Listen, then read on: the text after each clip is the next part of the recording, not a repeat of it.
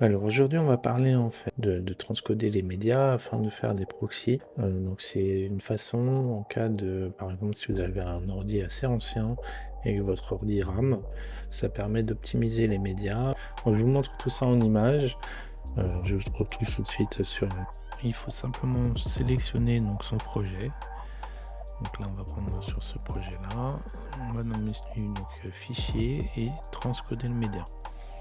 En faisant cette manipulation, vous cochez les deux petites cases qui concernent donc les proxys et les fichiers optimisés. Donc vous avez deux possibilités. C'est ce qu'on appelle des codecs. Donc c'est soit du ProRes en proxy, soit du H264.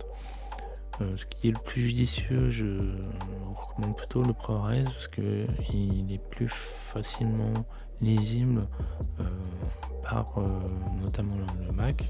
Parce que H264, c'est une compression-décompression et ça va mettre plus de temps de calcul et donc ça risque de ramer plus que le proxy.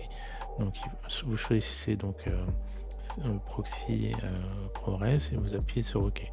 Il va donc faire un encodage et donc une fois que vous avez fait l'encodage, il faudra aller dans présentation.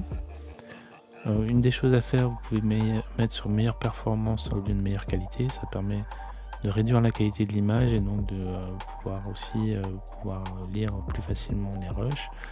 Et au lieu d'optimiser original, vous sélectionnez proxy uniquement, par exemple, ou proxy préféré. C'est les deux qu'on a pu sélectionner. Donc sélectionnez un des deux, puis peut-être le proxy uniquement. Et donc une fois que vous aurez fait, vous pourrez donc lire en temps réel les images sans que ça rame. Voilà, donc c'est à peu près tout pour ce qui concerne les proxys sur Final Cut. Donc voilà, c'est une vidéo assez rapide donc, concernant les proxys sur Final Cut.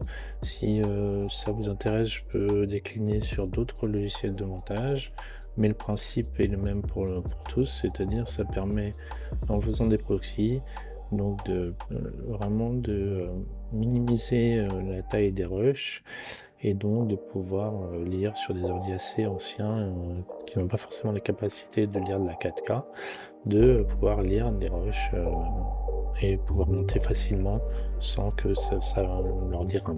Voilà, j'espère que ça vous a plu. N'hésitez pas à mettre un commentaire, à liker, ça permet de soutenir la chaîne et je vous dis à très bientôt.